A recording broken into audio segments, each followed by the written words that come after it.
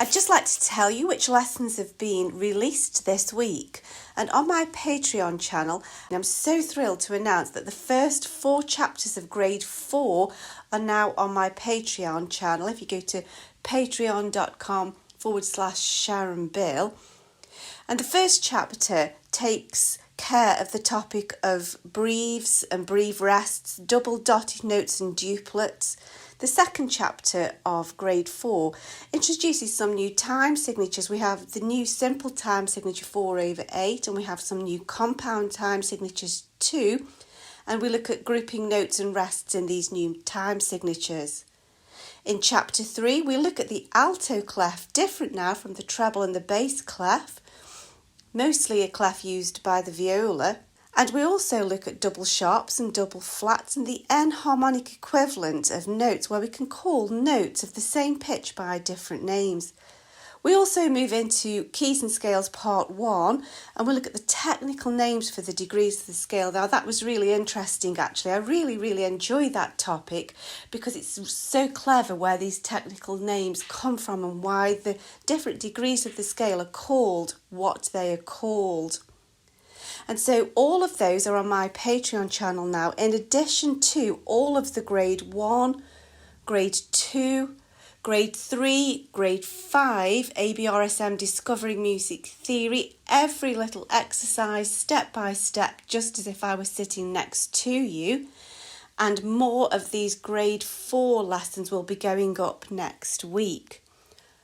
On my YouTube channel, the lessons that are released this last week are grade 1 pages 57 and 58, where I continue to work through the practice exam paper at the end of the Discovering Music Theory workbook. Grade 2 ABRSM lessons guiding you through pages 5 and 6, where we're looking at pitch. And then also in the grade 5 book, pages 56 and 57 of ABRSM grade 5 Discovering Music Theory, where we continue to look at the fascinating topic of chords, triads, and then we start to look at inversions as well. There's lots of help there available to you.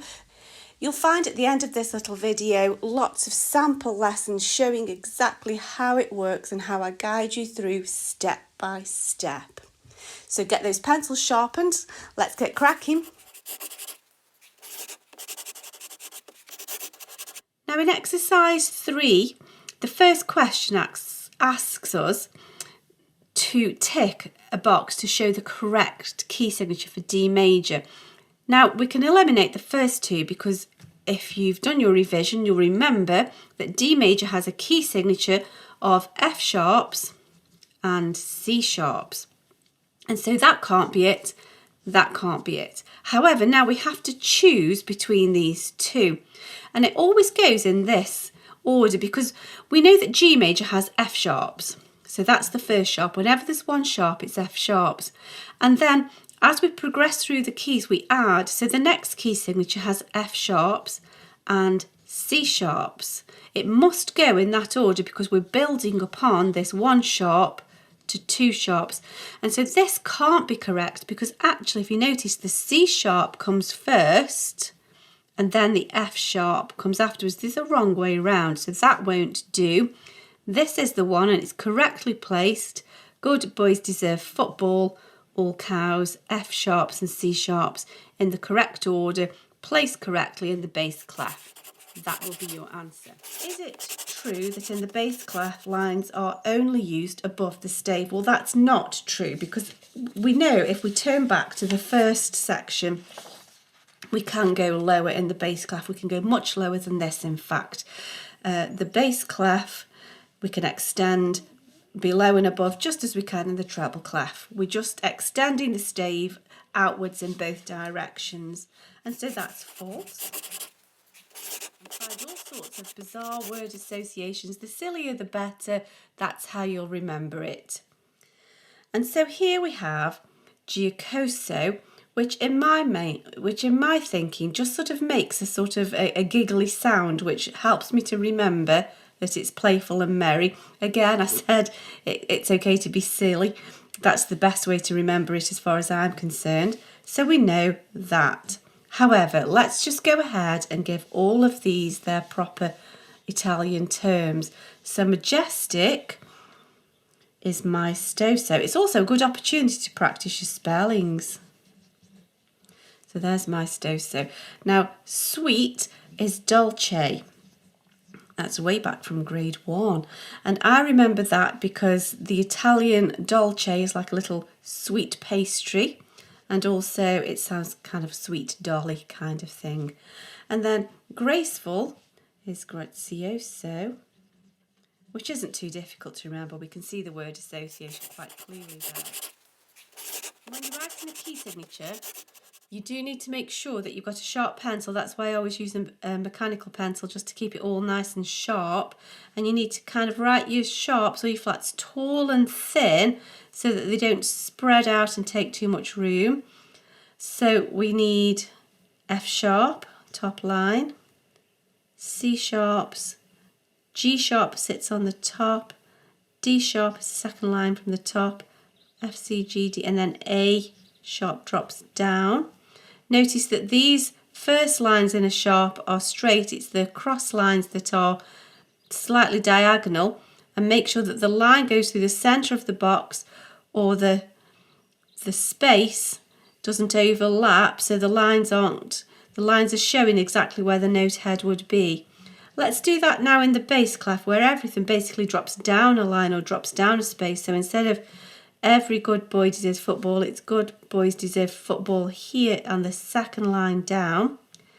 And then everything drops down a space, so all cows is the second line.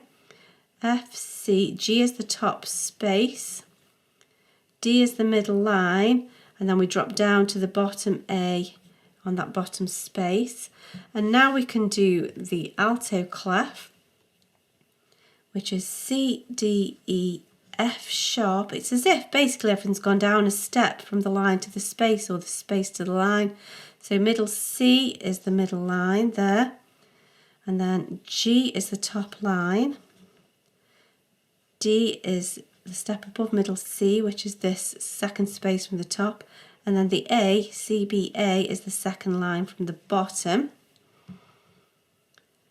And so now we're going to do the same process again for D flat major, which has a key signature of B flats, E flats, A flats, D flats, G flats.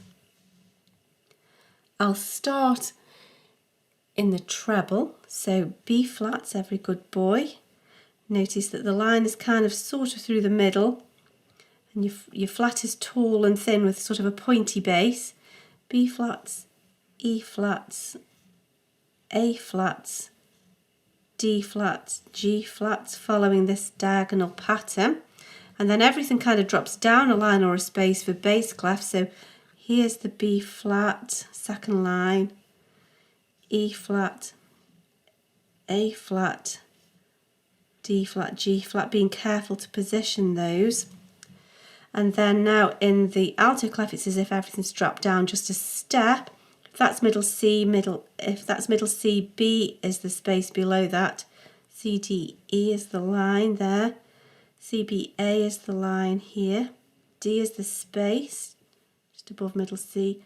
B, E, A, D, and then C, B, A, G. C, B, A, G, that's right, yeah. We're going to say whether we're on root position, first inversion, or second inversion. We're going to describe the bass note as well. We're going to describe which position the chord is in. So here we can see we have an A, a C, and an F, which is chord 4, but A is the bottom note, and so because A is the base of the chord, we would say it's 4B. It's in the first rearrangement of the notes, the first inversion. So here we know that this is a chord 5. We have a D, a G, and a B, which is chord 5. But because the D is the lowest note, we would say it's 5C, because it's in the second rearrangement, the second inversion.